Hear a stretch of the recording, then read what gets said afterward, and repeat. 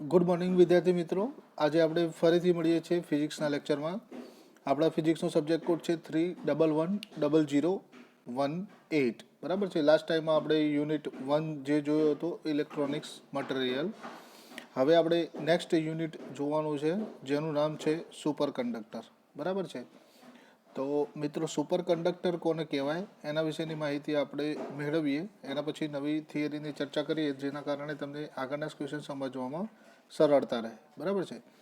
અત્યાર સુધી આપણે મિત્રો જોયા હતા કે there are three different types of solid are there. One number the conductor, second number the semiconductor, and third one the superconductor. Clear? The conducting material are those who conduct the electricity with resistance. The semiconducting material are those who conduct the electricity with some of resistance, and the superconducting material are those who conduct the electricity without resistance. Clear? તો આ ત્રણ જાતના મિત્રો material હોય છે કે conductor, જેને આપણે ગુજરાતીમાં સુવાહકો કહીએ છીએ, કે જે વિદ્યુતનું વહન કરે છે પરંતુ એની અંદર થોડી રેઝિસ્ટિવિટી હોય છે, એટલે કે રેઝિસ્ટન્સ હોય છે. સેમિકન્ડક્ટર મટીરિયલ કે જેના વિશેની વિસ્તૃત ચર્ચા આપણે યુનિટ 1માં કરેલી હતી કે એમાં કન્ડક્શન ઓફ ઇલેક્ટ્રોનનું થશે પણ એમાં રેઝિસ્ટન્સ થોડો વધારે હશે કંડક્ટરના પ્રમાણમાં. જ્યારે સુપર કંડક્ટર એક એવા પ્રકાર છે કે જેની અંદર ઇલેક્ટ્રોનનું વહન કોઈ પણ જાતના રેઝિસ્ટન્સ વિના થશે. બરાબર છે. કોઈ પણ જાતના રેઝિસ્ટન્સ વિના જે મટીરિયલ ઇલેક્ટ્રોનનું વહન કરશે એમને આપણે શું કહીશું? Super conductor. પરંતુ મિત્રો એક વસ્તુ તમે જોશો કે કંડક્ટિંગ મટીરિયલના ઉદાહરણ આપણે કહીએ તો સાદી ભાષામાં iron, nickel, copper, aluminium etcetera છે. એટલે કે કોઈ પણ ધાતુ મટીરિયલ, કોઈ પણ metal is the example of conducting material. Conductor મટીરિયલમાં ખાસિયત એક તમે જોતા હશો કે તે રૂમ ટેમ્પરેચરે અવેલેબલ હશે. કયા તાપમાને? રૂમ તાપમાને. બરાબર. એટલે રૂમ તાપમાને હોય એટલે રૂમ તાપમાન મિત્રો સામાન્ય રીતે 25 ડિગ્રીથી 27 ડિગ્રી સેલ્સિયસ જેટલું હોય છે. તો આટલા તાપમાને મટીરિયલની અંદર રેઝિસ્ટન્સ થોડા ઘણા પ્રમાણમાં હોય છે. ક્લિયર?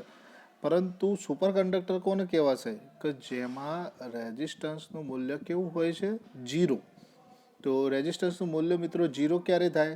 કે જ્યારે ને જ્યારે તે મટીરિયલને અમુક તાપમાન કરતાં નીચા તાપમાને ઠંડા કરવામાં આવશે. બરાબર. એટલે અહીંયા એક ખાસ ધ્યાનમાં લેવા જેવી બાબત છે કે એ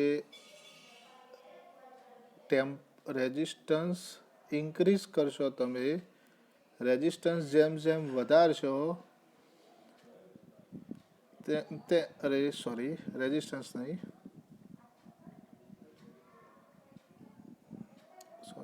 ઓકે મિત્રો, જેમ જેમ તાપમાન તમે વધારતા જશો એમ એમ મટીરિયલમાં રેઝિસ્ટન્સનું મૂલ્ય પણ વધતું જશે. એટલે કે તાપમાનના વધારાની સાથે અવરોધનું મૂલ્ય પણ વધતું જશે. બરાબર. તો હવે જુઓ મિત્રો, જેમ તાપમાન ઘટાડીશું તેમ શું થશે? રેઝિસ્ટન્સમાં ઘટાડો. તો હવે સુપર કંડક્ટર મટીરિયલ બનાવવા માટે તમારે ખાસ ધ્યાનમાં રાખવાનું છે કે સુપર કંડક્ટર ક્યારે પણ રૂમ ટેમ્પરેચરે અવેલેબલ હોતા નથી. એમને અમુક તાપમાન કરતાં નીચા તાપમાને ઠંડા કરવા પડશે. બરાબર. તો જ એ સુપર કંડક્ટર થશે અને રેઝિસ્ટન્સનું મૂલ્ય 0 બનશે અથવા 0ની નજીક જશે ત્યારે જે કોઈ પણ જાતના અવરોધ સિવાય કંડક્ટિવિટી કરશે. ક્લિયર? તો અહીંયા મિત્રો ખાસ ધ્યાનમાં રાખો, superconductor can not available at the room temperature. આ એક પૂર્વ ધારણા છે કે સામાન્ય તાપમાને તેઓ અવેલેબલ હોતા નથી. બરાબર છે. ઓકે. તો આ જે થિયરી તમારે પહેલી જ ભણવાની છે સુપર કંડક્ટિવિટીમાં કે તાપમાનની સાથે રેઝિસ્ટન્સમાં શું ફરક પડતો હોય છે. ક્લિયર? તો એના ઉપરથી આપણે સુપર કંડક્ટર કોને કહેવાય, સુપર કંડક્ટિવિટી કોને કહેવાય, એ બધા વિશેની માહિતી મેળવીશું. તો આ તમારો પહેલો જ ચેપ્ટરનો બીજા ચેપ્ટરનો પહેલો જ પ્રશ્ન છે, temperature dependence of resistance of metal and super conductor. કે તાપમાનના આધારે કે એક સેકન્ડ મિત્રો, ઓકે મિત્રો, જો ક્વેશ્ચન શું કહે છે કે તાપમાન આધારિત રેઝિસ્ટન્સ ઓફ મેટલ અને સુપર કંડક્ટર વણો. અથવા તો આ પ્રશ્ન તમારી જીટીયુની એક્ઝામમાં એમ પણ પૂછાય છે કે એક્સપ્લેન ધ સુપરકન્ડક્ટિવિટી ઓફ સુપરકન્ડક્ટર. બરાબર, સુપરકન્ડક્ટિવિટી ટેમ્પરેચર ડિપેન્ડન્સ ઓફ રેઝિસ્ટન્સના આધારે સુપરકન્ડક્ટિવિટી વર્ણવો અથવા મેટલની વર્ણવો. તમારે આ જ વર્ણવવાનું છે. સુપરકન્ડક્ટિવિટીનું કોઈ પણ ક્વેશ્ચન આવે કે એક્સપ્લેન ધ સુપરકન્ડક્ટિવિટી, તો આ જ ક્વેશ્ચનનું વર્ણન તમારે કરવાનું છે. પરંતુ આપણે આ કમ્પેરિઝનમાં એટલા માટે સમજીશું કે તમને સરળતાથી ખ્યાલ આવી જાય કે ભાઈ તાપમાન આધારિત મેટલ એટલે કે કંડક્ટર અને સુપરકન્ડક્ટરમાં તાપમાનના વધારા ઘટાડા સાથે શું બદલાવ થાય છે, રેઝિસ્ટન્સમાં અવરોધમાં શું બદલાવ થાય છે. ખ્યાલ આવી ગયો? ઓકે, તો આ જોઈએ ક્વેશ્ચન. મેં તમને જેમ કહ્યું હતું કે તાપમાનનો વધારાની સાથે રેઝિસ્ટન્સમાં વધારો થશે, એટલે કે ટેમ્પરેચર ઓલવેઝ ડિપેન્ડન્ટ અથવા તો temperature always proportional two resistance. જો તાપમાનનો વધારો થશે તો રેઝિસ્ટન્સ વધશે, અને જો તાપમાનનો ઘટાડો થશે તો રેઝિસ્ટન્સનું મૂલ્ય ઓટોમેટિક ઘટશે. ઓકે, તો જોઈએ આ ક્વેશ્ચન શું કહે છે. All the metals are good conductor. દરેક સુવાહકો સારા સુવાહક all the conducting are good conductor સુવાહકો હોય છે. એટલે કે it's because of they have loosely bound electron in outermost shell they called the free electron. દરેક સુવાહકોની છેલ્લી આઉટરમોસ્ટ કક્ષક હોય છે, જેને આપણે યુનિટ 1માં ભણ્યા હતા કે એને શું કહેવાય છે, વેલેન્સ બેન્ડ. એ વેલેન્સ બેન્ડમાં મુક્ત ઇલેક્ટ્રોન હોવાના કારણે તેઓ સારા સુવાહકો હોય છે. Clear? because of the loosely bound electron, because of the loose of electron atom becomes positive ion. આપણે એ પણ ભણ્યા હતા કે વેલેન્સ બેન્ડમાંથી ઇલેક્ટ્રોન જ્યારે કંડક્શન બેન્ડમાં જતું રહેશે, એટલે ઇલેક્ટ્રોન ઉપર કંડક્શન બેન્ડમાં હોય તો નીચે ઇલેક્ટ્રોનની જગ્યાએ શું જનરેટ થશે, અહીંયા ઇલેક્ટ્રોન જતો રહ્યો તો એક ખાલી જગ્યા ક્રિએટ થશે. આ રીતે જુઓ. ઓકે, તો એના આપણે શું કહેતા હતા, આયન, પોઝિટિવ આયન અથવા તો હોલ. શું કહેતા હતા? Hole, positive ion. જ્યારે ઇલેક્ટ્રોન પોતાનું સ્થાન છોડી દેશે ત્યારે તે જગ્યા ખાલી પડશે, તેને આપણે પોઝિટિવ આયન અથવા તો હોલ કહીએ છીએ. તો અહીંયા જોવો, હવે when the temperature increase the ion make oscillation on its position and they thereby increase the resistance shown in figure 1. Clear?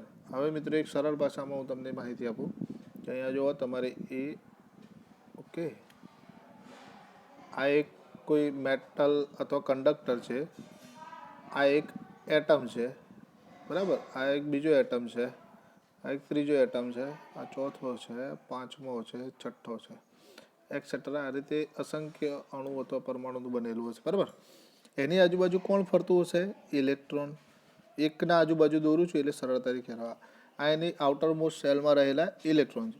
હવે તમે જો બહારથી કોઈ એક ઇલેક્ટ્રોન આપો અથવા તો એનર્જી આપો અથવા તો ટેમ્પરેચર ઇન્ક્રીઝ કરો, એક્સટર્નલ સોર્સ ઓફ એનર્જી કરો છો, તો શું થશે? આ એક્સટર્નલ સોર્સ ઓફ એનર્જી આ ઇલેક્ટ્રોન દ્વારા એબ્સોર્બ થશે અને તે પોતાના પેરેન્ટ એટમમાંથી, એટલે કે આ જે આપણો એટમ છે, આ ઘાટો કર્યો તે, એ એટમમાંથી મુક્ત થઈ જશે અને અહીંયા આવી જશે. હવે આ ઇલેક્ટ્રોન અહીંયા છે, આપણા જે કક્ષકમાં બંધાયેલા ઇલેક્ટ્રોન હતો એ જો મિત્રો હવે અહીંયા હાજર નથી. જો અમે એ રબ કરી કાઢ્યું, ભૂસી કાઢ્યું છે, એનો મતલબ શું થશે મિત્રો? અહીંયાથી હવે કક્ષકમાંથી નથી, બરાબર. અહીંયા તમે સરળતાથી જોઈ શકો છો.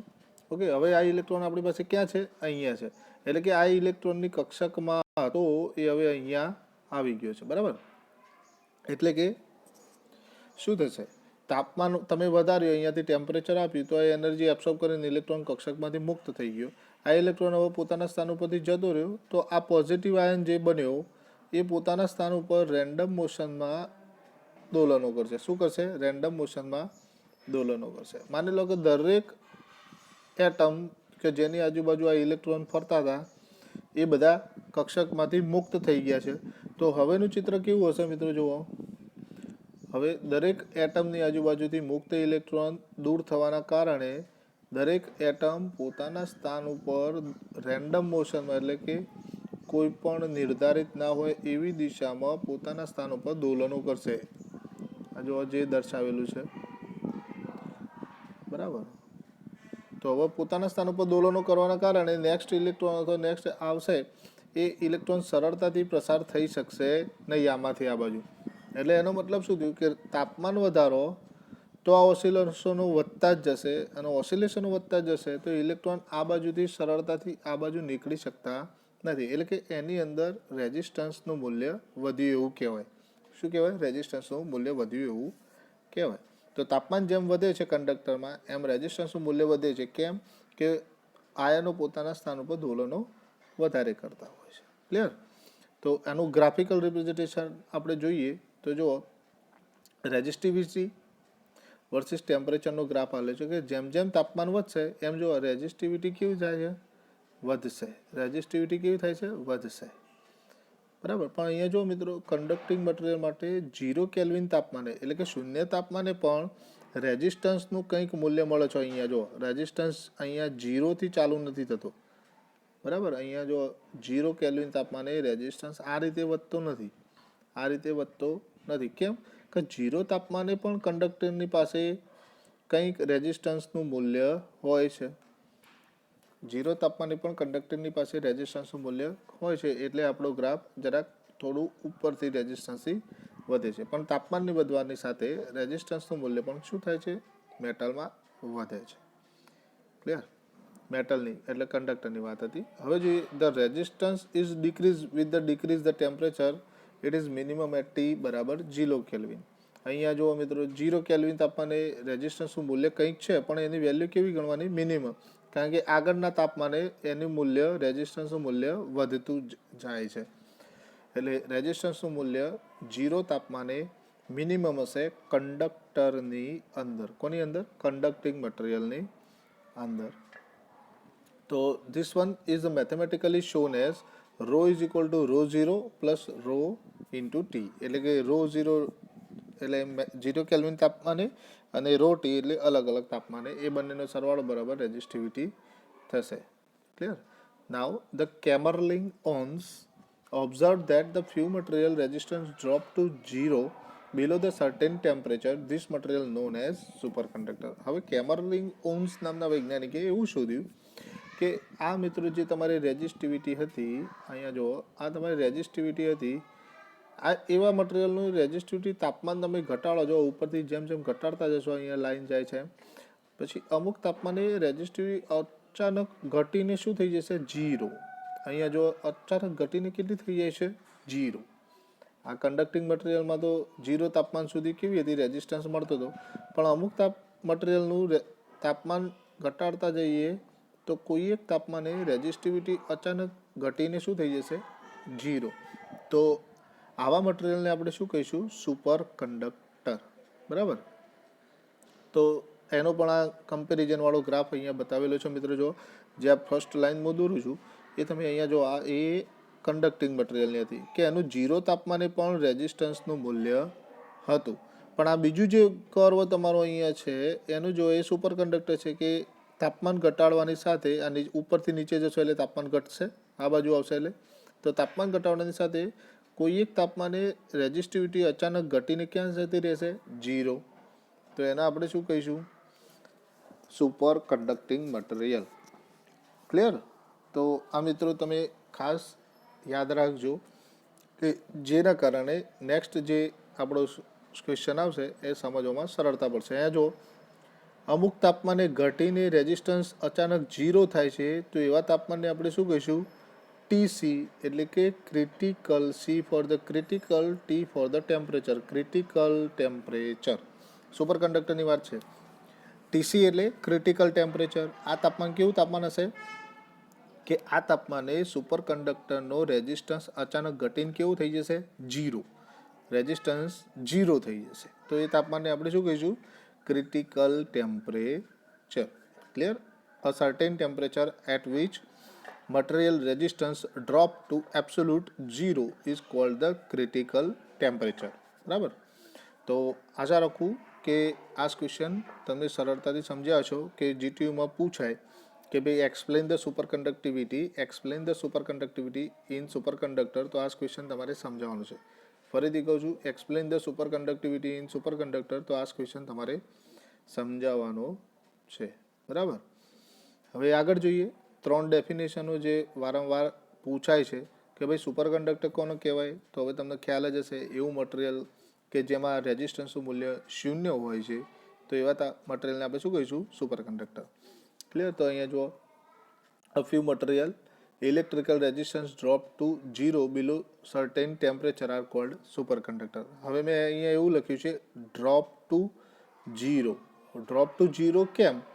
કે સુપર કંડક્ટર રૂમ તાપમાને, રૂમ ટેમ્પરેચરે અવેલેબલ હોતા નથી, એટલે એમને ઠંડા કરવા પડશે. તો કોઈ પણ મટીરિયલ જે સુપર કંડક્ટર કહેવાય તે રૂમ તાપમાને હશે નહીં, કારણ કે એમને શું કરવું પડે છે? ઠંડા કરવા પડે છે. ક્લિયર? તો અમુક મટીરિયલ હોય એને તમે નીચે તાપમાન લેતા જાઓ, તાપમાન ઠંડુ કરતા જાઓ, તો અમુક તાપમાને એ શું થાય છે? ડ્રોપ્સ ટુ ઝીરો બતાવે છે રેઝિસ્ટિવિટી. તો એને આપણે શું કહીશું? Superconductor. A few material electrical resistivity drop to zero below certain temperature. આ ખાસ લખવાનું છે કે અમુક તાપમાનથી નીચા તાપમાને ઠંડા કરો અથવા તો નીચું તાપમાન લઈ જાઓ ત્યારે એમની રેઝિસ્ટિવિટી ઝીરો થાય છે. એવા મટીરિયલને આપણે શું કહીશું? Super conductor. સુપર કંડક્ટર પછી સુપર કંડક્ટિવિટી એટલે કે સુવાહકતા કોને કહેવાય? તો જો સુપર કંડક્ટર ઇલેક્ટ્રોનનું વહન કરતો હોય તો એને શું કહેવાય? એની સુપર કંડક્ટિવિટી. તો એ પણ કયા તાપમાને રહેશે? Super conductivity means a few material conduct the electricity without resistance when they cool below the certain temperature is called conductivity. Clear? આમાં કંડક્ટ ધી ઇલેક્ટ્રોન અથવા ઇલેક્ટ્રિસિટી આવે તો કંડક્ટિવિટી, અથવા તો ફ્યુ મટીરિયલ લખો તો એ સુપર કંડક્ટર. તો both definition are the same for the super conductor and super conductivity. Now the last one, the critical temperature, જે આપણે ઉપરના ડાયાગ્રામમાં પણ જોયું હતું. A temperature at which material resistance drop to zero. એવું તાપમાન કે એ તાપમાને મટીરિયલનો રેઝિસ્ટન્સ શું થશે? એબ્સોલ્યુટ ઝીરો થઈ જશે. જે આપણે અહીંયા જોયેલું તો આ રીતે ઘટીને અચાનક ઝીરો થઈ જતો હતો. That is called the TC અથવા તો critical temperature. The another name of the critical temperature is the transition temperature. Clear? તો we must remember these three definition of the superconductor: superconductivity, critical temperature. Also most IMP for the GTU examination, explain the superconductivity. For the 3 marks you have to explain this question in the GTU aspect. Clear? Okay, now we will meet the next lecture for the another topic. Thank you.